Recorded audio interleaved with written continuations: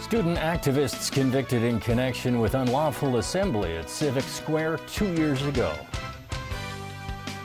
2 Hong Kong people remain in critical condition after being attacked in a German train.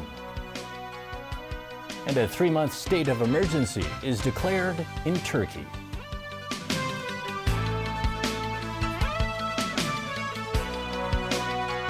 Good evening and welcome. Student activists Joshua Wong and Alex Chow have been found guilty of taking part in an unlawful assembly at the central government offices 2 years ago.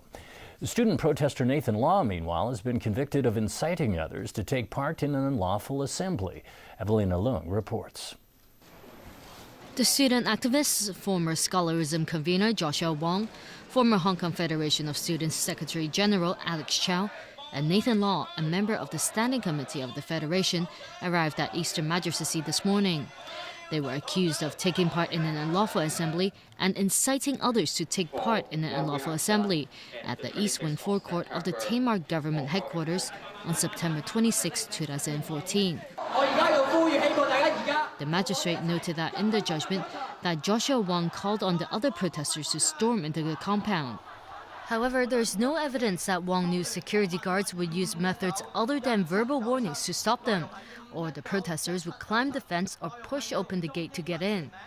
Wong was found not guilty of inciting others to take part in an unlawful assembly. As for Nathan Law, the magistrate said when the defendant spoke on the stage that night, he already knew that police officers were trying to stop people from entering the forecourt. So, if people followed his call to storm into the forecourt, their action would constitute disturbance of public order. Law was found guilty of inciting others to take part in an unlawful assembly.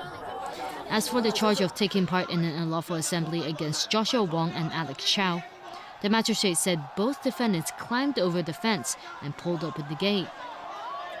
She said their actions were intimidating and disturbed public order, and would lead to fear, among others, that the protesters would cause a breach of social peace or would incite others to do the same. The magistrate added that when Wong jumped down from a 3-meter-high fence, he could have injured others. Also, when Chow saw that there was chaos at the gate, he continued to enter the forecourt, and when he jumped down from the fence, he could have caused injuries to police officers there. The pair were found guilty of participating in an unlawful assembly. Sentencing has been set for August 15th, pending probation officers' reports and suitability reports for community service orders. The student protesters said they will seek legal advice before deciding whether to appeal. Evelyn Lang, TVB News. Well, meanwhile, Nathan Law announced earlier that he'll be running for a legislative council seat in the Hong Kong Island constituency. Other candidates who've joined the race so far are Alvin Zhang, Hui Chi-fung, Regina Ip, Kwak Kai-kung, Wai-kung that is, and Zheng Kwak-wan. Independent candidates Paul Zimmerman and Ricky Wong are also on the list. Pan Democrats say they will boycott a confirmation form that LegCo election candidates are now required to sign, even if it means disqualification. Rachel Lung reports. The new arrangement requiring candidates to sign an additional form confirming they clearly understand that Hong Kong is an inalienable part of China has sparked controversy. Vice Chairman of the Chinese Association of Hong Kong and Macau Studies, Lau Seokai, said today the move is aimed at taking a stand against anyone who advocates Hong Kong independence. Lau said it would be impossible for the central government to accept the idea of independence for the city because it involves national security. LegCo President Zhang Yuxing made clear all LegCo candidates should support the basic law. It's already in our ordinance, in our law, that before becoming an eligible candidate, an individual has to sign a declaration acknowledging that he or she upholds the basic law. It is a very fundamental principle in the basic law that Hong Kong is part of China, right? So I think it would be very paradoxical if such an individual should run for a seat in the LegCo.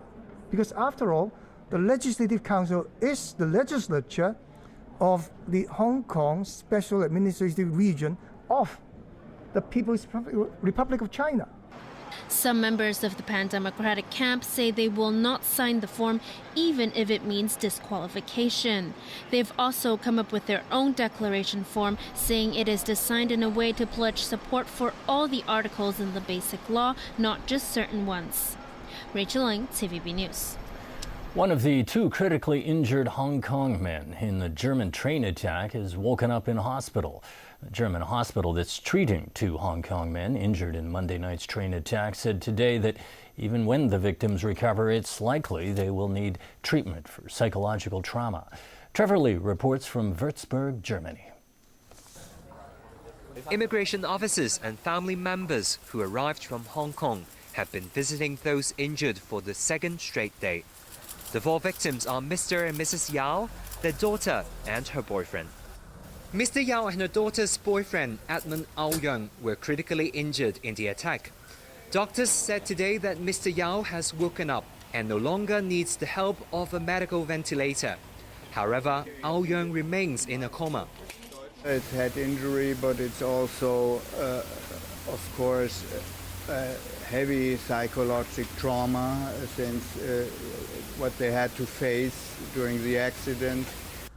The doctor said both remain in critical condition and will need weeks to recover.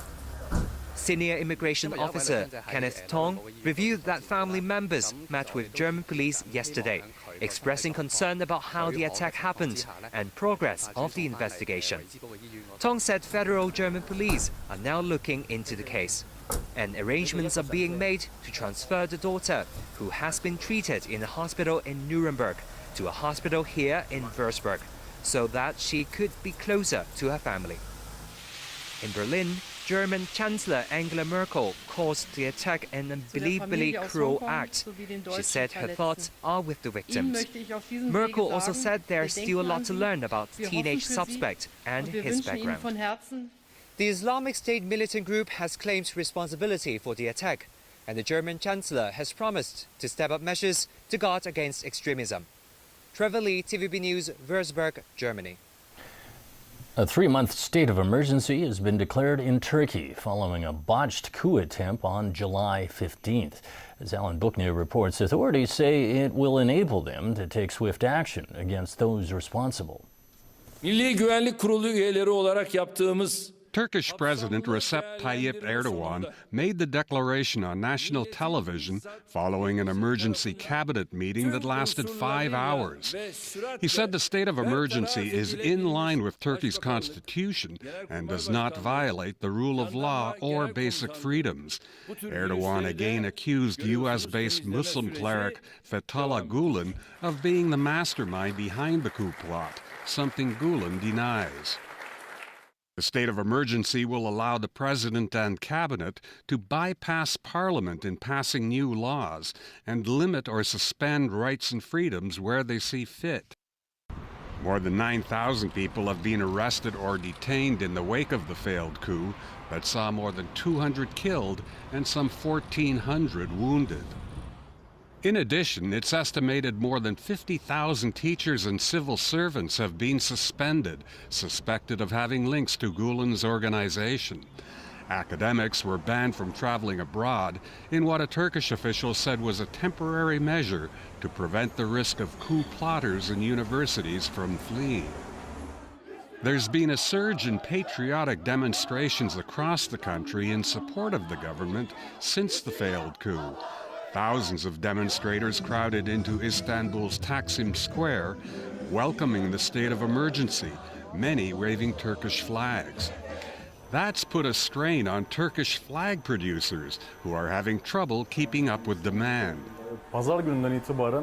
This flag maker says they've been out of stock since Sunday, and he's only been able to keep up with 60% of the demand since then. Alan Booknew, TVB News.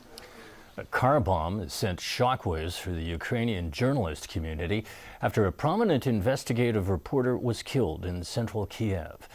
Pavel Sheremet was killed yesterday as he drove his car to work. The 44-year-old, who was born in Belarus, worked for the country's top online news website, Ukrainska Pravda. Ukraine's Interior Ministry says an improvised explosive device was planted underneath the car. Investigators say they are looking at all theories. The founder of the same news organization was murdered 16 years ago.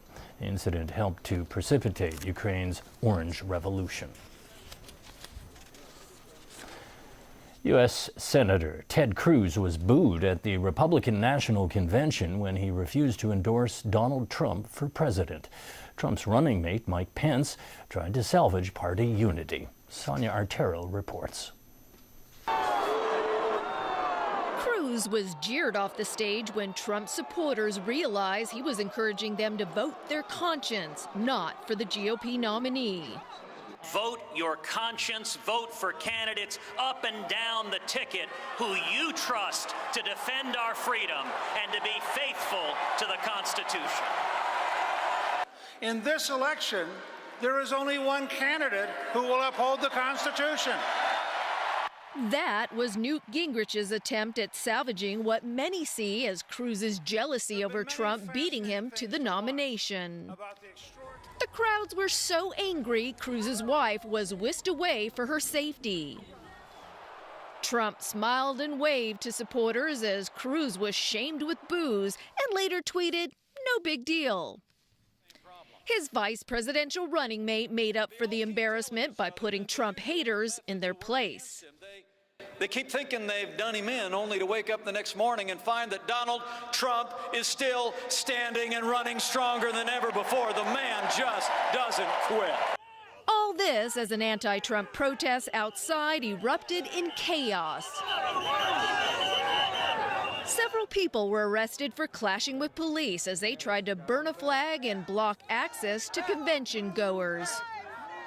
In a peaceful protest nearby, demonstrators donned fabric walls to convince the electorate a vote for Trump is a vote for walling off Mexico. Back inside, another former GOP presidential candidate chose the high road and publicly endorsed Trump.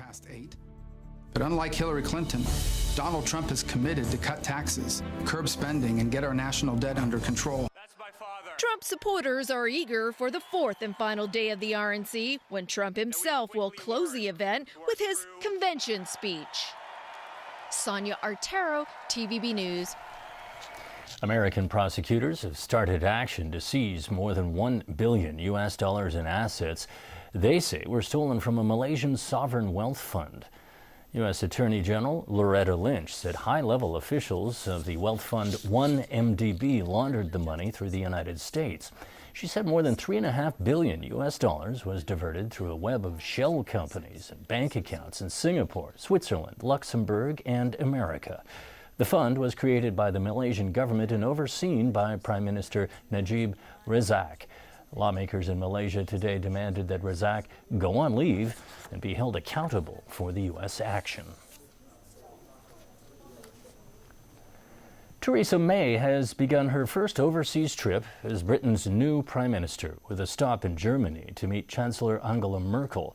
The German leader will be key in negotiating Britain's exit from the European Union, but there is little sense of urgency between the two leaders. A week after she replaced David Cameron as the British Prime